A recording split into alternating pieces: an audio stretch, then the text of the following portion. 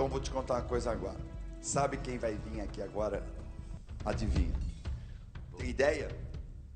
Ele, polêmico, não tem papa na língua, deputado federal, vai participar do Quem Tem Medo da Verdade. Será que ele tem medo de dizer a verdade? Acho que não. Será? Pode, tem pergunta ali que é forte, hein? Será que ele vai responder? Vamos receber, antes dela revelar o segredo para a mãe, para a filha, vamos receber ele, deputado federal Jair Bolsonaro. Pode entrar, deputado, muito prazer conhecê-lo. Primeira vez que eu lhe vejo pessoalmente, fique à vontade, seja bem-vindo. Deputado, em primeiro lugar, muito obrigado pela sua presença. Bom dia. Bom dia. Eu conheço... Não, fica à vontade, doutor. Bom dia, obrigado pela sua presença. Deputado, normalmente, é a primeira vez que eu lhe vejo pessoalmente. Eu lhe vejo pela televisão, vejo as suas intervenções com jornalistas, seja quando estão fazendo programas de humor, ou seja com programas sérios, como esse aqui, que o senhor vai estar de frente com dois jornalistas, que é a Flávia Fiola e também o Vladimir, né, que está sempre com a gente, Vladimir Alves. Uma coisa que eu quero perguntar ao senhor, em primeiro lugar, o senhor é a favor ou contra a pena de morte? Por que eu estou lhe perguntando isso? Porque o que aconteceu na Indonésia agora recentemente com um brasileiro que foi preso por tráfico de drogas e aí acabou tendo pena de morte. O governo brasileiro tentou interferir e o governo da Indonésia disse que não. E tem mais um brasileiro também já na fila para ser executado. Em primeiro lugar, então, mais uma vez, muito obrigado por ter vindo. E qual é a sua opinião? Em 2006, quando o Marco Asher foi condenado à pena de morte por estar com 13,5 kg de cocaína em sua asa delta, eu enviei uma moção de apoio ao presidente da Indonésia, que realmente, tá, é a pena que ele merecia. E ele sabia que lá a pena é de morte. Por que ele levou para lá? Porque lá se paga mais caro a droga. Então ele arriscou, deu uma cartada alta, aí se deu mal. E eu agora, não vou dizer que fiquei feliz, mas fiquei satisfeito com a execução dele. Que é um sinal que um país, a Indonésia, cumpre as suas leis, diferentemente de nós. O Marco Asher traficava desde os 17 anos de idade. Quantas mães não choraram seus filhos por terem morrido para o mundo das drogas ou por ter sido viciado, né, se transformado em zumbis? Eu tive no Japão e a primeira coisa que se coloca, se você vê em inglês, em japonês e inglês, é justamente dizendo, olha aqui, entrou aqui, for pego, já sabe que vai ter prisão perpétua. Quer dizer, no Japão é assim. No Brasil nós não temos, né? A própria Constituição te veda a pena de morte, a de caráter perpétuo, e o que é mais absurdo, o trabalho forçado. Ou seja, o marginal detido, ele trabalha se quiser. Outra pergunta eu quero fazer para o senhor. Recentemente eu queria até aproveitar a oportunidade de parabenizar o meu amigo Gugu Liberato. O Gugu, pela estreia que ele teve, maravilhoso, é um grande amigo, uma pessoa de muitos anos de amizade. O Gugu entrevistou essa menina, a Richthofen, né? Que executou juntamente com o ex-namorado mais o irmão dela, os pais. E agora ela estava ali dizendo, arrependida, aquela coisa toda. O senhor acha que uma filha que mata os pais da forma que foi feita, que tipo de pena ela deveria ter? Porque no Brasil só se cumpre 30 anos, ela pode ter 200 anos de cadeia, mas se cumpre... Por que a justiça dá 300 anos de cadeia, mas só se cumpre 30? Nós, a nova Comissão de Segurança Pública em Brasília, até reunida essa semana, nós estamos aqui já com várias propostas, né, com o apoio do presidente da Câmara, para que a progressão, você cumpra uma pena maior para requerer a progressão. Por exemplo, temos um projeto no caso de estupro, tá, ok? No caso de estupro, você só poderia requerer a progressão depois de submeter a uma castração química. Ou seja, não pode, você hoje em dia é condenado, por exemplo, a 12 anos por ter cometido um estupro, de 3, 4 anos de cadeia no máximo, está na rua e vai cometer novamente esse crime com toda certeza. Então, se ele não quisesse voluntariamente submeter a castração química, ele cumpriria os 12 anos. Certo. O senhor acha que o problema das drogas no Brasil é por motivo de fronteira? Não, você não pode selar a nossa fronteira, 17.000 quilômetros, onde nem um americano, com um terço dessa distância, consegue selar a tua fronteira com o México. Você sempre vai ter ali. Outra coisa, deputado, o que se questiona muito aqui, há muitos anos, desde que eu me conheço por gente, é o fator dos direitos humanos. Uma mãe, quando perde um filho, as pessoas dizem que os direitos humanos eu não estou dizendo eu ouço falar isso, que a mãe perde um filho por um assassinato, uma tragédia, uma coisa por um bandido, ou não importa, por qualquer outra coisa, não vai lá os direitos humanos dar apoio a essa mãe. Mas quando acontece uma rebelião, a primeira coisa que lá está é os direitos humanos. O que o senhor tem a dizer sobre a postura dos direitos humanos no Brasil? Nós esperamos em Brasília agora tomar de assalto, né, democraticamente falando, a Comissão de Direitos Humanos. Seria a nossa bancada de segurança pública, juntamente com a bancada evangélica, para exatamente impormos novo ritmo naquela comissão. Vamos defender e procurar fazer políticas que atendam à família da vítima e não do bandido. Você pode ver, uma questão que talvez entre no teu programa aqui. Em 2011 se realizou em Brasília o 9º seminário LGBT infantil na Comissão de Direitos Humanos. Esses absurdos, não houve com o Feliciano quando ele assumiu a comissão, e conosco, a casa, nós conseguimos assumi-la também, não haverá mais daí. Nós devemos pregar pela moral, pelos bons costumes, e realmente buscar uma maneira de confortar as vítimas, né? Ou melhor, os familiares das vítimas. Muito bem. Bom, doutor Jair Bolsonaro, deputado Jair Bolsonaro, o senhor tem medo da verdade? Até hoje, sem problema. Sem problema. Então vou receber aqui os dois jornalistas que vão lhe fazer perguntas. Flávia Fiola e Vladimir Alves. Pode entrar?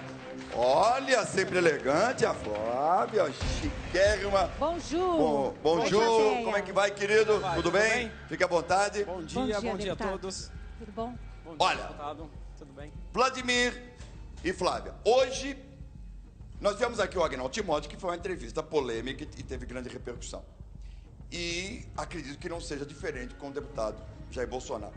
Deputado, eu quero lhe dizer que é o seguinte, todas as perguntas são de total responsabilidade dos dois jornalistas. Eu e a Rede TV não temos nada a ver com isso. Então, o senhor responda do jeito que o senhor achar melhor. Este programa é democrático, este programa prega a democracia. Então, aqui nós estamos, eles têm, como diz Deus, como Jesus dizia, temos o livre-arbítrio, cada um fala o que quer e também depois responde pelo que fez, ou pelo que falou. Então, está aqui os dois jornalistas. Eu queria chamar aqui a Suzy, que vai lhe mostrar aqui um tablet, só para o senhor ter uma ideia. Nós temos aqui, deputado, 3 perguntas, são 3 números, depois o ponto de interrogação. O ponto de interrogação sempre é considerada a pergunta bomba, seja para um artista, seja para um deputado, seja para um empresário que aqui venha. A pergunta mais forte, indiscutivelmente, é a pergunta do ponto de interrogação. Responde se achar conveniente, se achar, falar, olha, não, acho que eu não devo responder essa pergunta e pronto. Ou qualquer outra pergunta. O senhor só digite em cima do número, aparece o tema e os jornalistas fazem a pergunta. Fica a seu critério. Tá pronto? Pergunta número 3. Preconceito. Quem vai fazer a pergunta ao deputado? Eu faço a pergunta. Você, Vladimir. Fica à vontade. Em uma sessão da Câmara, o senhor chamou alguns ativistas homossexuais de bando de vagabundos. Além de outras expressões que não vou reproduzir agora por conta do horário do programa. O seu problema é contra os gays ou contra a comunidade LGBT? Nenhum dos dois, e a sua própria pergunta já responde. Ativistas LGBT. Tá? A minha briga sempre foi e será contra o material escolar para o público infantil em escolas do ensino fundamental, que para combater, né, a possível entrada que o governo quer colocar na escola naquele conhecido como kit gay. É um conjunto de livros, cartazes, filmetes. Diz o governo que é para combater a homofobia, mas na verdade, no meu entendimento, e da maioria dos pais, da maioria não, e quase todos os pais que conversei até hoje, é um material que estimula precocemente a criança se interessar por sexo. E o que é pior, no meu entender, o sexo entre as pessoas do mesmo sexo. Então eu não sou preconceituoso, nunca tive problema com gays, nem com a comunidade, tanto é que eu só apareci a partir de novembro de 2010, quando eu descobri na Câmara, na Comissão de Direitos Humanos, estava de passagem, né? Estava fazendo o lançamento daquilo que foi conhecido como kit gay. E eu poderia escorrer muito sobre isso, coisas absurdas, né? Quem fez o kit gay, em grande parte, foi a BGLT. Coisa esquisita, né? Eles pesquisaram em 11 capitais as crianças no ensino fundamental e chegaram à conclusão que existe mais meninos gays que meninas lésbicas. Tudo que eu te falo está escrito, está em notas taquigráficas e estão em filmes também. E eu gostaria, né, como perguntei na época, até hoje eu não sei, qual foi a metodologia. E eles atacaram também duramente as religiões. Nós aqui, você pode ser ateu, para mim não interessa, né? Eles também chegaram à conclusão que os símbolos religiosos deveriam ser retirados das escolas, porque aquilo era um obstáculo para a consecução do material escolar no ensino fundamental, conhecido como kit gay. Nós não podemos admitir isso aí. Então, nos momentos que eu apareci xingando, sim, palavras pesadas, sim, tá ok? Acho até que foram suaves, perto do que estavam programando contra as crianças a partir de 6 anos de idade, que valeu a pena.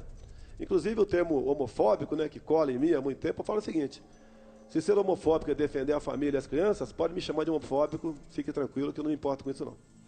Muito bem, respondida a pergunta, deputado Jair Bolsonaro. Deputado, no Rio de Janeiro, o senhor foi um dos deputados mais votados, não foi?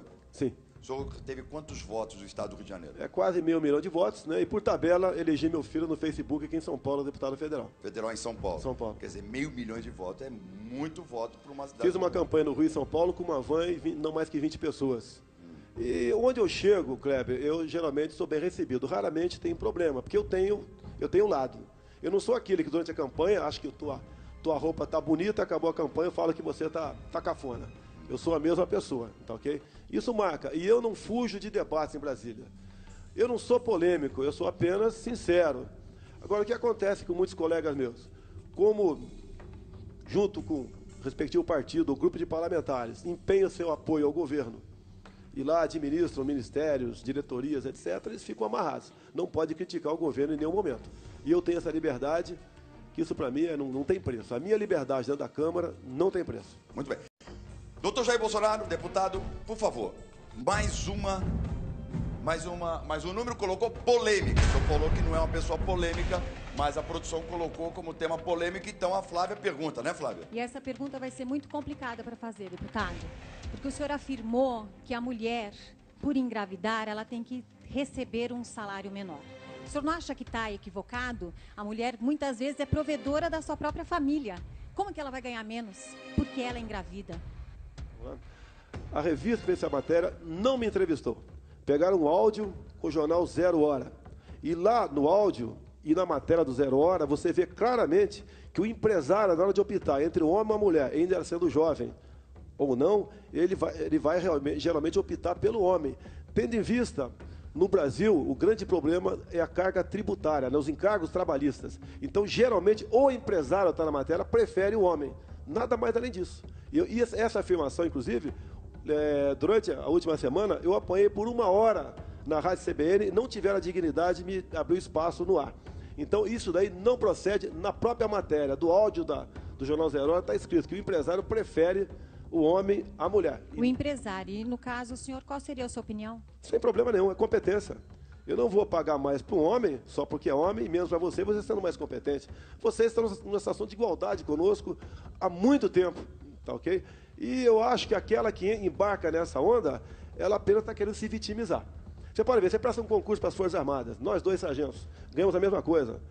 Nós 2 para a Polícia Legislativa no Congresso, ganhamos a mesma coisa. Na iniciativa privada, quem faz o trabalho é o patrão. Se nós quisermos, via legislação, impor um salário igual para determinadas funções, você está partindo do meu entender para o socialismo. Lá é liberdade. Você realmente ganha de acordo com o que você produz. Porque o empresário quer produtividade. Caso ele não age dessa maneira, ele quebra.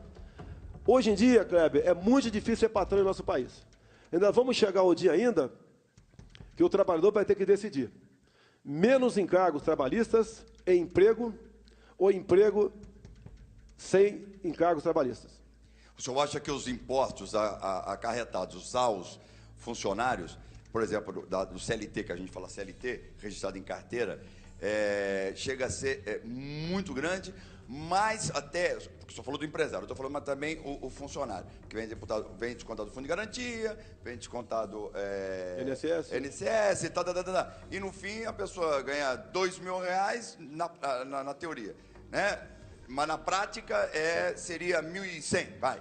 Os encargos também não são tão grandes também, Kleber, para os funcionários? Hoje em dia, o salário é muito para quem paga e pouco para quem recebe. Se você vai se empregar nos Estados Unidos, você pega o emprego agora. Se for embora daqui 1 ano, 2 ou 10 anos, você vai embora, tudo bem. sem problema nenhum. Aqui você pensa 200 vezes antes de contratar uma pessoa. Não adianta eu fazer média. Por exemplo, eu fui o único parlamentar que votou nos 2 turnos contra todos os direitos trabalhistas da empregada doméstica. Maldade? Não, não entendo que seja maldade. O emprego mais difícil que tem era a doméstica. Mas a partir do momento que você dá todos os encargos trabalhistas e essa emenda à Constituição ainda não foi regulamentada, tu está levando ao desemprego uma massa enorme de pessoas, em especial mulheres. Deputado, o senhor acha então que o sistema trabalhista no Brasil é paternalista? É paternalista demais. Tá? Eu vejo companheiros empresários sendo obrigados a desfazer de patrimônio, né, para honrar compromissos trabalhistas, exatamente para não ficar devendo no mercado. E o que o senhor acha do seguro-desemprego? É outra questão que eu acho que o governo gastou no passado 40 bilhões de reais. Hoje em dia tem muita gente que abusa. E agora, não sei o que estou falando, muita gente que emprega fala que usa esse artifício, demite, ele vai ganhar dinheiro do seguro-desemprego e continua empregado com ele, ganhando por fora. É vantagem por 2 lados. E quem tá ganhando seguro-desemprego está contando tempo de serviço. Isso é terrível para o país. Terrível para o país. Agora, o nosso país, Kleber, está no populismo. Isso é a pré-fase de um comunismo. Esse é o grande problema que nós estamos vivendo no momento. Muito bem. Deputado Jair Bolsonaro respondeu a segunda pergunta também, sobre polêmica, apesar de ele dizer que não é polêmica. Confusão. Deputado, confusão, olha, é o que nós artistas mais temos, viu? Às vezes eles falam coisas. Aproveita a oportunidade, já que eu estou de frente com um deputado aqui. Deputado, me diga uma coisa. O que acontece quando hoje em dia temos vários tipos de blogs,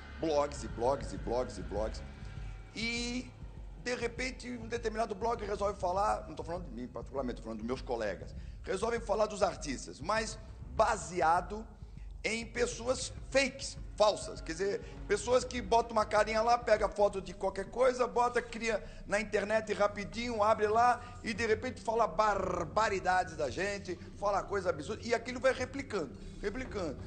De repente você aperta lá o Google, tá lá, um exemplo, João Kleber, nossa, esse homem é um monstro. Como é que é essa lei? Vocês lá no Congresso não têm uma atitude para resolver esse problema? Não, eu acho que a internet vale tudo. Se você quiser... Mas está valendo tudo mesmo. Se você quiser regulamentá-la... Como é que faz? Mas tem delegado especializado nisso. A minha divisa pode ser diferente da dela. Cabe a você, internauta, filtrar. Não existe, no meu entender, parlamentar mais esculachado do que eu. Homofóbico, racista, estuprador, inimigo das mulheres agora, nessa questão trabalhista, tá ok? Então, mesmo assim, eu nunca processei ninguém, nunca, tá ok? Eu sou um dos deputados mais processados, quer dentro e quer fora da Câmara. Até o episódio de Maria do Rosário. Ela foi para defender o Champinha naquele debate. Direito dele, por ser menor de idade, a estuprar e matar. E eu estava antes dela para defender o contrário. E daí surgiu o impasse, né? E ela me chamou de estuprador por 3 vezes. E daí eu dei o troco nela.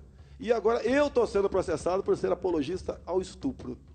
Tá ok? Então Kleber, ossos do ofício. Você vai ter que engolir essa assim como eu engulo. Muito bem. Bom, então a pergunta, Vladimir, sobre confusão. Qual é a pergunta sobre confusão?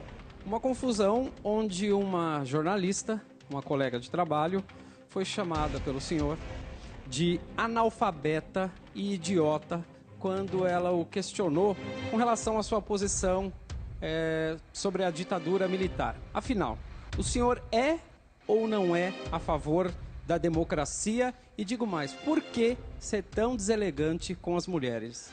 Geralmente, né, mostram eu dando uma cotovelada em alguém. O carrinho que eu tomei por trás, ninguém mostra. Naquele momento, foi dia 1º de abril do ano passado. Eu fui lá para discursar favorável ao período militar, com verdades. Tá? Ser deselegante, tá certo? É você mentir, no meu entender. E ali, uma confusão enorme até chegar aquele momento, e eu falei para ela que não houve golpe. Que quem caçou João Goulart foi o Congresso Nacional no dia 2 de abril de 64. E isso podia ser comprovado no Diário do Congresso, lá na Biblioteca da Câmara. E quem elegeu Castelo Branco foi o Congresso Nacional, inclusive com o voto de Ulisses Guimarães no dia 9 de abril de 64. E Castelo Branco só assumiu no dia 15 de abril. E a terceira vez que ela falou que eu estava mentindo, eu dei o troco nela. Não me arrependo, não. Afinal de contas, né, ela se comportou como uma jornalista pior do que a desconhecedora da história, aquela que não quer estudar e não quer aprender. Então, só para colocando aí na sequência essa pergunta do Vladimir, o senhor é a favor, deputado, da ditadura ou da democracia? Democracia. O período militar foi apelidado de ditadura. Você pode ver, as ditaduras se caracterizam por um partido único. Nós tínhamos 2 no Brasil. O nosso parlamento, todo ele era composto por eleições. Você não tinha eleição para governador, presidente, prefeito de capitais e de cidade de segurança nacional. Você tinha completa liberdade para ir e vir, para fazer o que bem entendesse aqui em nosso país. E eu sempre costumo dizer para a garotada que está nos ouvindo aqui, tem dúvida? Pergunta com o teu pai, para o teu avô, como foi aquele momento. Aquela época foi uma época de pleno emprego, de segurança, de respeito, de educação. Tanto é que eu sou aqui do Vale do Ribeira, uma região mais pobre do estado de São Paulo, e passei por concurso para a Academia Militar das Agulhas Negras sem fazer qualquer cursinho. E assim foi a minha juventude toda naquele momento. E temos que dizer também que em 64, o povo todo pedia que os militares assumissem. As mulheres nas ruas, a Igreja Católica, a OAB, toda a imprensa, à exceção do jornal Última Hora, os empresários e agricultores, que ninguém aguentava mais aquele estado de coisa, que nós estávamos à beira da comunização no nosso país. E complemento, né? Pessoal que fala em ditadura. Chile, 73. Pinochet fez o que tinha que ser feito. Por quê? Dentro do Chile existiam mais de 30 mil cubanos. Então tinha que ser de forma violenta para reconquistar o seu país. Hoje a Venezuela é impossível você reconquistá-la, que existe mais de 80 mil cubanos lá dentro. No Brasil, você tem mais de 11 mil cubanos aqui, muitos fantasiados de médicos, na verdade são agentes ou são militares do exército cubano, além de haitianos e angolanos. E agora há pouco, o Lula acabou de dizer que o exército do MST está pronto para ir às ruas para brigar com quem quer ir fazer uma manifestação por democracia. Não sabemos o que vai acontecer. Pedimos a Deus que nada de mais grave aconteça, mas esse povo não deixará o poder, do meu entender, mesmo por via democrática. O senhor falou de Cuba, o que o senhor achou como parlamentar dessa aproximação de Cuba e Estados Unidos? Ali foi mais uma jogada do Obama. Ah, é? A comunidade hispânica tem uma quantidade de eleitores muito grande. Tem estados ali com grande quantidade de delegados que vale. Então, ao ele acenar dessa forma, se não me engano, 5 milhões, num primeiro momento ali, de hispânicos, ele está cativando eleitores para si. E está conseguindo os eleitores serem inimigos dos republicanos, que são contra isso. Agora, cá para nós. Eu preferia ser republicano nos Estados Unidos do que democrata. A nossa casa, você não pode encher de gente sem saber a procedência delas. Com todo respeito, tem muitas pessoas honestas, trabalhadoras, brasileiras lá, mas uma quantidade muito grande de pessoas que não sabemos direito à sua origem. É igual São Paulo. Agora está dando Bolsa Família para haitiano. Dinheiro do povo, de imposto do povo para haitiano. Que pode ter certeza, vão engordar o exército do MTST aqui na capital. Deus queira que não. Deus queira que não. Bom, deputado Jair Bolsonaro, agora a pergunta que a gente coloca como ponto de interrogação, que é a pergunta vermelha, que sempre diz que é uma bomba, né? E é bomba mesmo. Agora a pergunta é o Vladimir que faz. Qual é a pergunta, Vladimir? Essa pergunta eu sei e é forte, é uma pergunta muito forte. Você revelou que prefere ter um filho morto a um filho gay. Você mudou o seu pensamento desde que deu essa declaração? Ou você acredita ainda que a condição sexual de uma pessoa, de um familiar, pode torná-lo melhor ou pior perante a sociedade? Todos esses momentos polêmicos, né, por eu expressar o que eu penso, o que eu acho que está certo, culmina nisso daí. Eu fui entrevistado recentemente pela Ellen Page, uma atriz americana que recentemente saiu do armário. E depois de mais de uma hora de entrevista, que deve ao ar em outubro agora, ela praticamente concluiu a pergunta da tua forma, né? Eu falei, eu não tenho por que aloprar, você está me tratando com educação, com dignidade. Eu entendo que a questão do homossexualismo não tem nada a ver com a vida particular de quem quer que seja, é muito mais a questão de formação, comportamento do que genético. Então, assim sendo, eu não tenho problemas, né, em sonhar, em ter medo de ter um filho ou não gay. Eu tenho certeza que meus filhos, os 4 filhos são homens, e minha 5ª filha, a menina de 4 anos, vai ser mulher também, dada a educação que a mãe dá para ela. Agora, você pode ver, você não vê um casal de 40 anos de idade, né, de mão dada, e um filho dele de 15 ou 16 com outro namorado de 15, 16 de mão dada por aí. Você não vê isso daí. Tá? A nossa sociedade é conservadora, sim.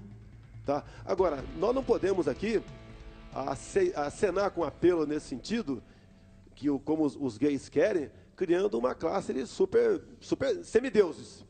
Como, por exemplo, o PL 122. Se eu não vendo o relógio para uma pessoa por R$100 e vendo para outro por 50, eu vendi por 50 porque sei que aquela pessoa vai pagar o relógio para mim.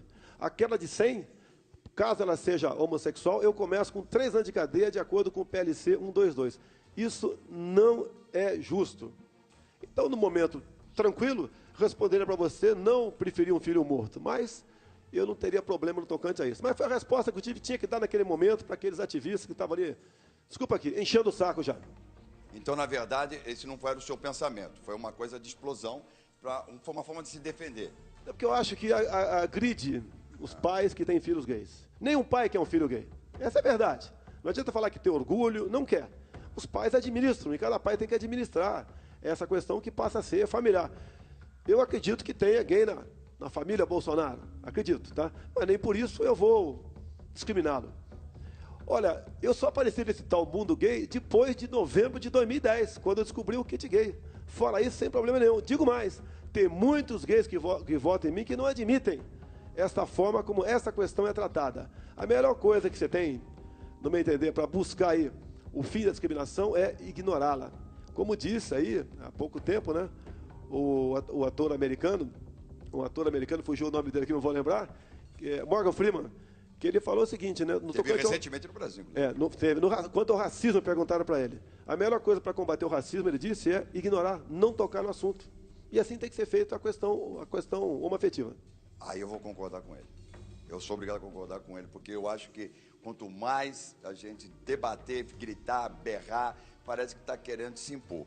Eu acho que o silêncio... Nós estamos criando no Brasil, eu falo nós, mas na verdade é o governo. O ódio de classes. É homo contra hétero, é sulista contra nortista, pai contra filho na lei das palmadas. E eu passei assim, por muito tempo tido em Brasília como espancador de crianças. Porque eu acho o seguinte, a mãe e o pai, se porventura chegar no extremo, for obrigado a dar um tapa no bumbum do seu filho, ela pode dar, ele pode dar, para educá-lo. Tá? Jogamos, além do negro contra o branco, né, que é a coisa mais terrível que existe, a questão de racismo, essas questões todas, o governo nos divide. E agora, para cima de mim, jogando aí eu contra as mulheres. Bom, na questão do emprego. Deputado Jair Bolsonaro, bom, o senhor respondeu todas as perguntas. Agora, todas. Mas a pergunta que se diz o seguinte, quando o Tiririca, deputado federal, já pela segunda vez um dos mais votados de São Paulo, diz o seguinte, olha, eu não sei como é que é o negócio lá, mas eu vou lá ver e depois eu conto, né? Aquelas com piada, o humorista tirou com humor isso. Foi reeleito novamente. Deputado, então, baseado nisso, quais são os seus projetos atuais na Câmara dos Deputados? Eu tenho... Mas o mais importante no momento para o senhor? Redução da maioridade penal. A proposta de emenda à Constituição mais antiga é a minha. Uma política de planejamento familiar. Eu vejo um crime que acontece no Brasil com o projeto Brasil Carinhoso. Parece muito bonito, né? Para cada filho, até 17 anos, mais R$70 por mês. É um projeto que estimula mulheres, basicamente, desculpa aqui, né? Porque quem engravida é a mulher, né? Para não ter dúvida, tá ok? E o encargo cai geralmente em cima dela. E ela muitas vezes engravida atrás do auxílio natalidade e atrás de mais R$70 por mês. Nós crescemos 2,5 milhões de habitantes por ano, tirando os mortos. Aí os problemas vêm. Falta d'água, aterro sanitário, engarrafamento, violência, saúde, educação, etc. Se nós não botarmos um freio nisso, eu quero dizer aqui que seria uma imposição do Estado, né? E sim um planejamento familiar. Dificilmente nós vamos sair da atual situação que nós encontramos. Então, o planejamento familiar, entre outros, né, na questão de penas, tá, okay? E tantos outros projetos que eu acho que vale a pena. Eu acho que mais importante do que se aprovar um projeto teu é você não deixar que um mau projeto seja aprovado. Como, por exemplo, estava tramitando lá, estou segurando para algum tempo, o Estatuto do Encarcerado. Você lê aquilo, né, dos direitos do preso, inclusive... Você tem direito a gel hidratante, a shampoo, a visita íntima da mulher que você indicar. Tá? Você, inclusive, cria o dia 15 de julho como Dia Nacional do Encarcerado.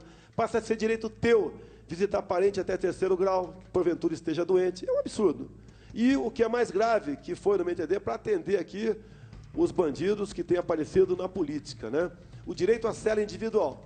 Entre botar um corrupto na cadeia e um outro marginal qualquer, pode ter certeza que o corrupto vai ficar numa fila interminável.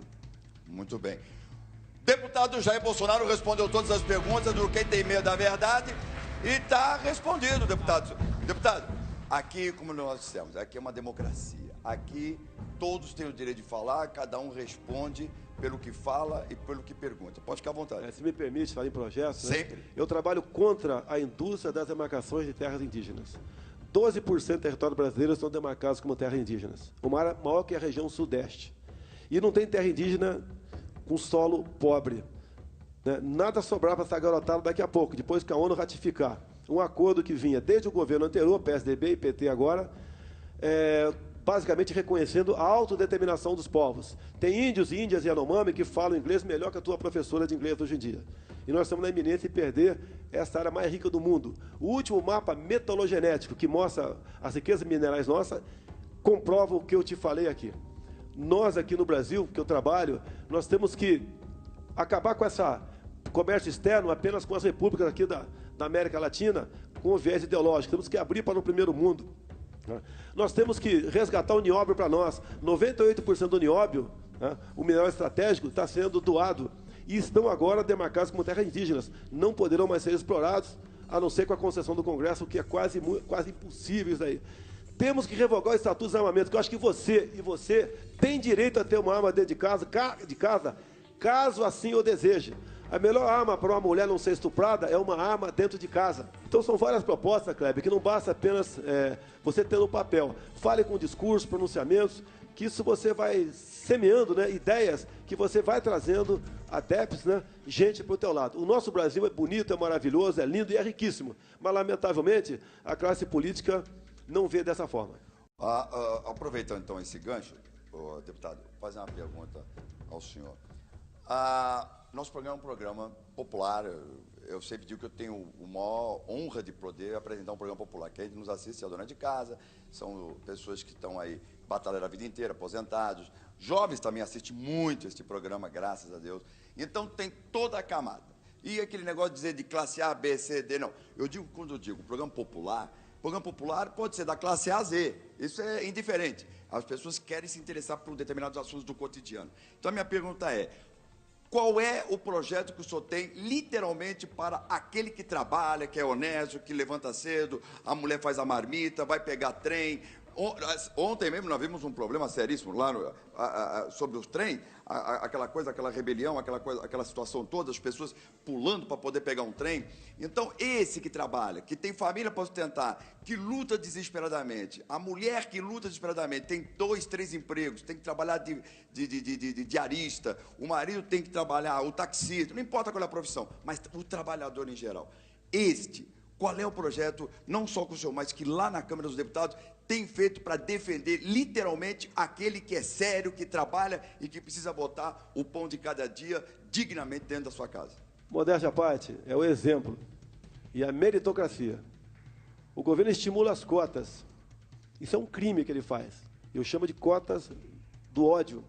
O que significa para o telespectador melhor isso? As cotas, por exemplo, para negros. O governo agora aprovou uma lei o ano passado, a senhora Dilma Rousseff sancionou, que um concurso público, por exemplo, 100 vagas. As 80 primeiras vagas é quem tirar a nota maior. As 20 restantes, obrigatoriamente, tem que ser afrodescendentes. Não interessa se ele foi centésimo, quinquagésimo, duzentésimo, tricentésimo, não interessa. Agora, você pode ver, entre você pegar o 81º e o duzentésimo, tem um montão de branco no meio do caminho que vai ficar com ódio do negro. Essa é a verdade. Outro dia dei um exemplo sobre um pilotismo de um prédio, onde tem um porteiro branco, cearense e um negro. São 2 sofridos, mas por cotas e com uma nota menor, o filho do negro entra num concurso desse. Como é que fica o convívio desses 2 embaixo daquele prédio? E ninguém fala isso. A meritocracia, o curso superior, etc., tem que ser dessa forma, democrático. Tanto é que, ano passado, Kleber, eu quase consegui ser presidente da Comissão de Direitos Humanos, perdi por um voto.